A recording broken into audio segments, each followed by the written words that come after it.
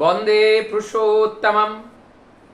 आज का विषय है साधना और योग में क्या संबंध है।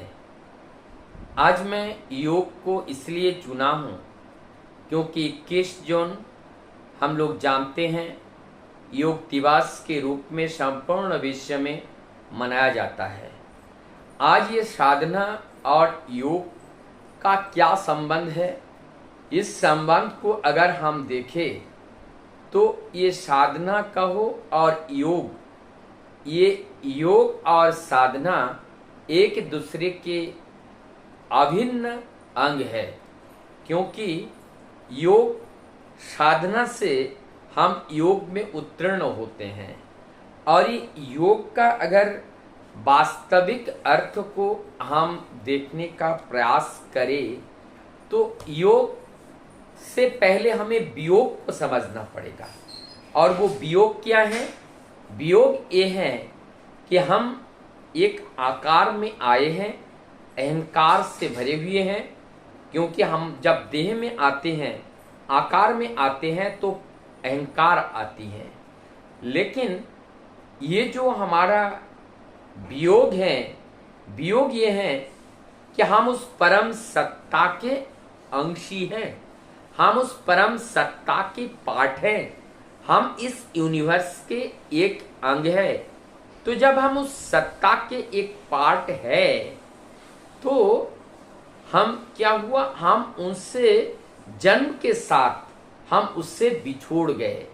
अर्थात ठीक वैसा कि हमने अपने प्रभु को पीछे रख करके और सामने पूरे जगत को रखकर हम जगत की ओर चलते हैं।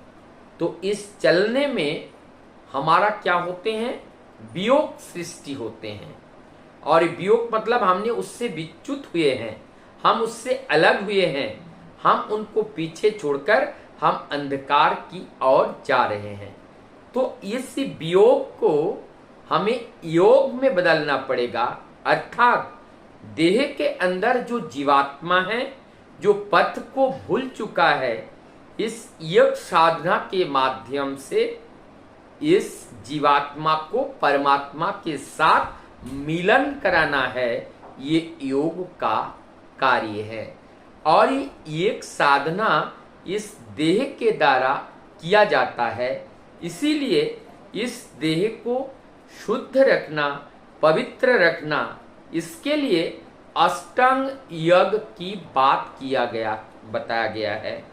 यम, नियम, प्राणायाम, प्रत्याहार, धारणा, ध्यान, धी, समाधि, ये जो 8 अंग है इसको अष्टांग योग कहा जाता है।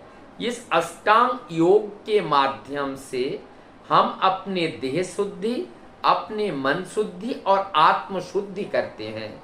और इस अष्टांग के माध्यम से देह शुद्धि, मन शुद्धि और आत्म शुद्धि के माध्यम से ये शुद्ध जीवात्मा परमात्मा के साथ युक्त होने में बड़ा आसान होता है।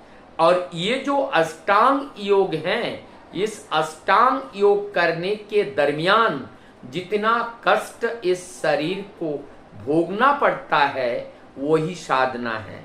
और इस साधना को बारंबार हम साधते हैं ताकि हमारा ये अभ्यास में आ जाए और अभ्यास में आकर के हम सिद्धि की ओर चले जाएं। जब हम इस सिद्धि की ओर चले जाते हैं तब हमारी ये जो संस्कार हैं, ये संस्कार हमें उस परम पिता से, उस परम सत्य से, उस परम आत्मा से, उस सुप्रीम सोल से बड़े आसानी से मिला पाते हैं। हम लोग देखते हैं साधना का जीवन किसे कहते हैं। परमदयाल श्री ठाकुर जी कहते हैं ये साधना का जीवन को ही एक सफल जीवन माना गया है।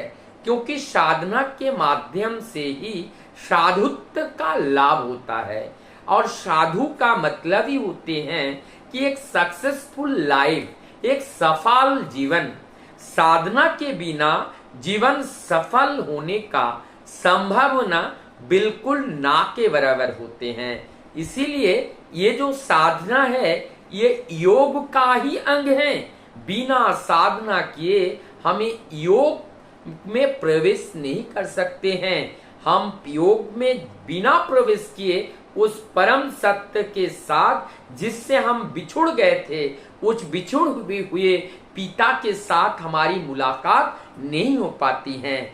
ये जो योग की पद्धति को ऋषियों ने, मुनि ऋषियों ने जो तैयार किया था, इस तैयार करने का एकमात्र उद्देश्य था कि किस तरह से हमारे प्रपंचमय जगत में ये पंच तत्व का जो शरीर है, ये शरीर धारण करते ही इसके अंदर प्रवृत्तियां घर कर जाती हैं और इस प्रवृत्तियां के अंदर जो मन होता है, ये मन इंद्रिय के साथ संयुक्त होते हैं और ये मन को प्रभावित करके मन के द्वारा शरीर सुख भोगते हैं और जिससे हम आत्म उन्नयन कार्य में हमें बाधा आती है। इसीलिए इस मन को निर्मल करना है, इसे भौतिक जगत के सुख साधनाओं के उपभोग करने से और इनको मोड़ करके ले जाना है परम पिता के उस सत कार्यों में इनको संलिप्त करना है। तभी जाकर के हमारा जो साधना है, योग साधना, तभी सफल होता है। और योग के माध्यम से नाना प्रकार के जो रोग निरामय होती हैं, ये एक साइड इफेक्ट कहना चाहिए।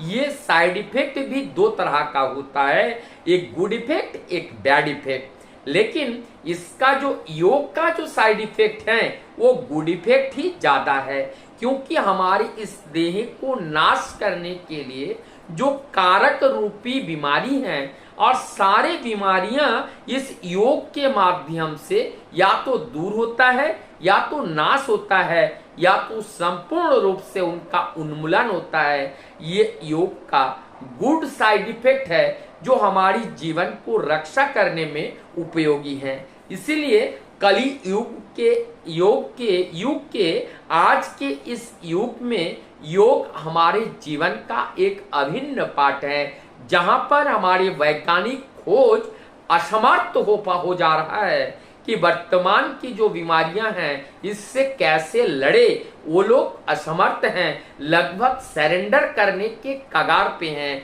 और उसी मुहूर्त में आज हमारा जो योग साधना है, ये योग साधना वहां पर सिर ऊंचा करके खड़ा हो रहा है और दुनिया को बताने की कोशिश कर रहे हैं कि योग साधना के माध्यम से दुनिया के कोई भी ऐसे बीमारी नहीं है जो असाध्य है, सब सर्व साध्य हैं, सारे बीमारी साध्य हैं। लेकिन जरूरत है समय से जानना, समय से उस बात को का पता चलना और समय से योग का आश्रय ग्रहण करना।